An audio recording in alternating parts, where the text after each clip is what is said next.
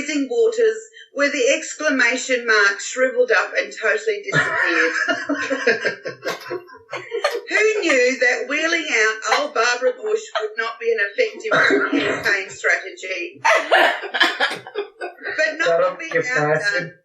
But not to be outdone in nepotism by only begging Mummy to tell everyone how Jeb is one of her favourite sons, Jeb brought out the big guns. Old mission accomplished W. Mack's first foray in stumping for a political figure since he was bundled out of the White House with a massive 17% approval rating. Just how desperate do you have to be when you not only beg for applause, but you also beg for W to come and stump for you? You have to be Jeb desperate. Well, unsurprisingly, it didn't work. And as a side note, you know, Jeb, if you need to pay someone millions of dollars so you can fail, I'm happy to help. Next in the clown car, we move to the new tag team of GOP politics, Rubio and Cruz, or Cruzio. The Mexicans. Cruzio. But by the way, Jeb. Oh, the romance. They've kissed and made up since the last debate, where they were tearing into each other like disgruntled lovers. They looked across the room, caught each other's eyes, and realised that if they don't become bedfellows, they were both doomed. Cruzio have a common enemy, and thus the bromance was formed, tag teaming each other to bring down the huge one in the lead. Huge. Only time will tell if their bromance will be effective, if their love will endure, or if it is, as I suspect, a mere one-night stand. For neither has thus far managed to snare the evangelical vote which is required. Only Trump has succeeded there. And so to Trump. Proving that spelling is not a requirement for his base, Trump this week misspelled Oklahoma and honor. But who's counting? Not his latest endorsers. Donald Trump managed to snag the vital endorsement this week from Pat Robertson.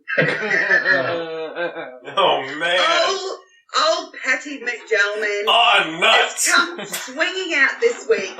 Trump went to Regent University, bringing his sons with him instead of his daughter, so that he couldn't accidentally be heard saying he wants to bang either of them. And old Patty went gaga for Trump, lauding his praises on him, saying he was an inspiration to us all. But Patty's endorsement was not the only one this week that went to Trump. The man who has mercilessly been attacking Robo Rubio at the previous debate and has historically not had a single nice thing to say for Trump, Bridgegate Krispy Kreme, came out this week to Trump. Wait. Can you say that again? Yeah. The man who has mercilessly been attacking Robo Rubio at the previous debate and has historically not had a single nice word for Trump, Bridgegate Krispy Kreme, has come out for Trump this week. Trump was feeling a little lonely after the Cruzio romance was formed, that he locked eyes on Krispy Kreme. Apparently, consistency is not important when you are a Krispy Kreme. So the Clown's love affair was announced today. Perhaps Krispy will give Trump tips on how to bring Robo Rubio to his knees. So my dear pasties, that's the E-Witness News from today, tonight and tomorrow from the future. I'll be back in 2 weeks to report how the orgy of romance is going on for our clown car contestants. I'll confirm that Carson and Kasich have exited the clown car and possibly started their own romance. And we will discuss the fucked up state of affairs post Super Tuesday. I'm Son Winks and have a great week.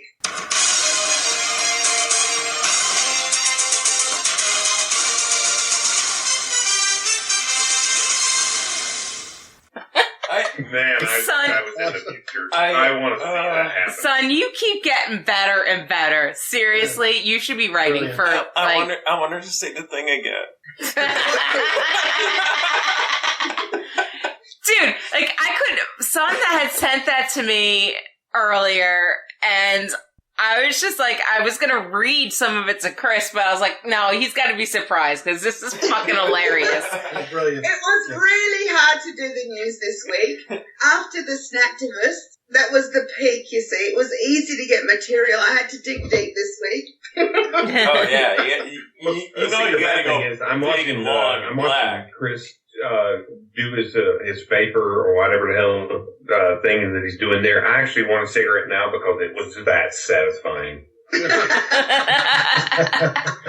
I swear, Son is a fucking. She should be writing for The Daily Show or John Oliver or something. It made me think though that the fact that Trump is leading amongst evangelicals just proves that their hatred of the poor is stronger than their love of Jesus. Oh, yeah. Totally. The hypocrisy there is just mind-boggling, isn't it? Well, yes, it is. And Jesus loved the poor people. No, he was hanging out with those fuckers. The poor people because he beat up a fig tree. And he just hates fig trees.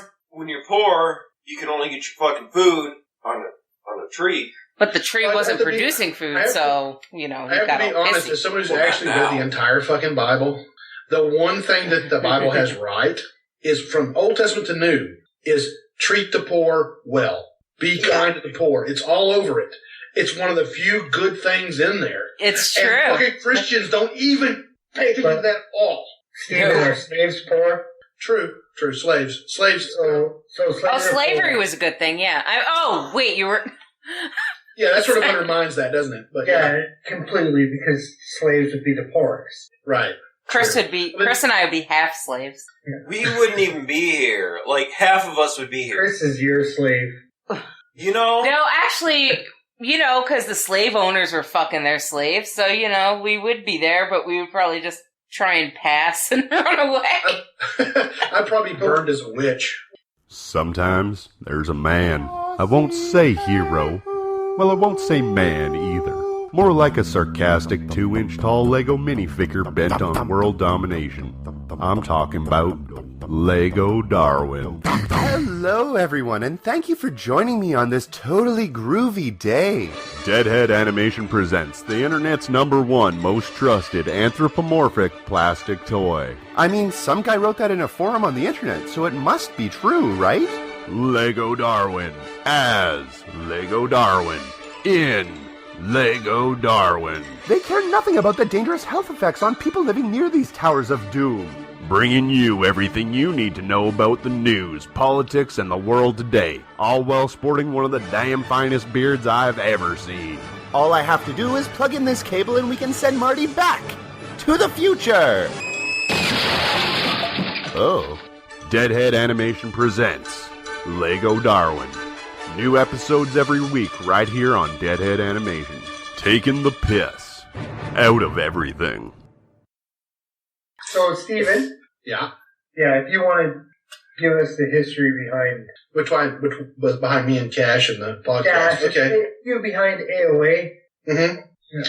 Well, I had recently become an atheist. Become an atheist is a weird thing to say, but recently realized that I was an atheist. And I went on the computer and looked, are there any atheist groups in the area, you know, just other people, because I was lonely as fuck, you know. And I found one. It was called, actually I looked up skeptics first, and I found Asheville Skeptics. And I decided to go to a meeting. And I went there, and only one guy showed up, Kevin.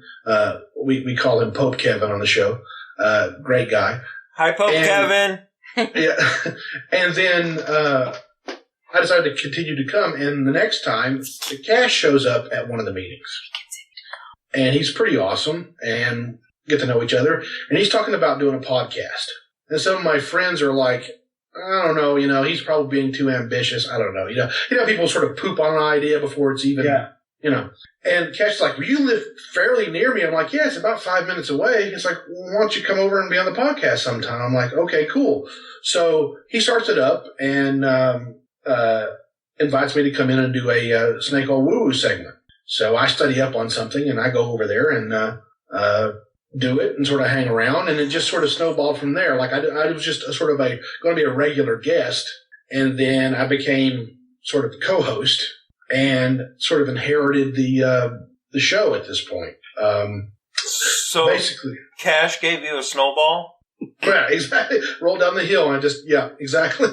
I think probably one of the reasons why he kept you or gave you a co-host spot from a listener standpoint is you taught him a lot of things that he didn't know before, and he probably realized that you would teach a lot of the listeners things that they wouldn't have known or wouldn't have had access to know. Right. Well, it's my inclination is to teach people things. That's sort of my personality. It can get annoying, I'm sure, but I feel that it's my skill. If But, you don't yeah. like information, maybe it would be annoying, but if you Right. like information, it's not. Right. And I remember, though, the very first time I met Cash, second time, I was at a rally in Asheville with a bunch of atheists and needed to get somewhere, and he offered me a ride, and I met his family. He's got a beautiful family, wonderful people. And, doing the podcast, coming over, after we did the podcast, have a little dinner, have a drink, I got to know his entire family, and they're just awesome people. His kids are awesome.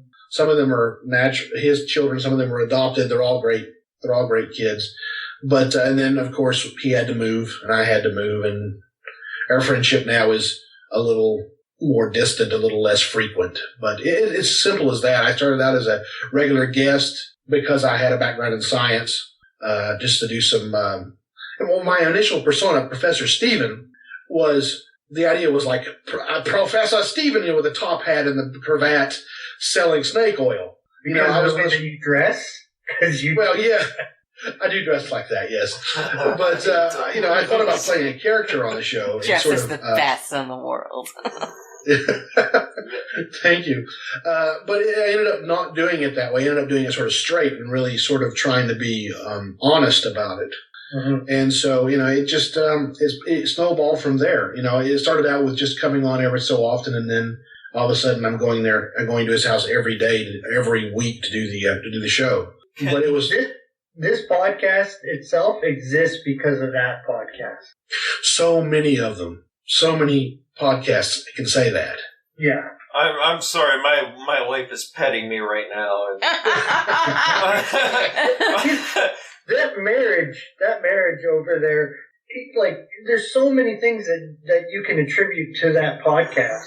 I would have never have met any, David lives, down 4 or 5 hours from me in Canada. We would have never met if it wasn't for that podcast. It's just so many things. Because Actually, I pulled David in from the NRR chat room. I know, God but I damn would it. have met you if it wasn't for. Yeah, that is true. Well, I mean, I've forgotten. In Hickory, what is the rally we have? What is it? Cash started at the ReasonCon. convention. ReasonCon. Yeah, I had one little thing that I wanted to say. It was 30 seconds. So say it. Say it, baby. Are you sure? Can I say it? Say it. Suck a dick. Okay. So So if you're Spit it out. like a pig, by all means, go to Pennsylvania. I'll let you. It's going to be hard, but actually, it has to be hard. But I'll let you do it. But. You can suck a flaccid dick, but it's gross. Go ahead, Chris. Are you done, Johnny? No, I want to make sure Johnny's completely done. Are you done? As soon as you say the word blowjob, he's finished. No, we were at Burlington Coat Factory a couple weeks ago, Mhm. and I totally wanted to get suspenders and a bow tie. All right. Yeah. Yeah. Cool. I don't think I could pull it off quite like you though. Well, I appreciate that, but let me tell you, I think you can because you're thin, and thin guys can pull off stuff better than chubby guys like me. So you could do it. I don't Suspenders and a know, bow tie. bro. I don't think I could pull it off. I encourage it, and I told him that if I call him Professor Steven in bed, he can't blame me. So. Nor would I. I'm Rob, you have to admit Bill Nye has to be an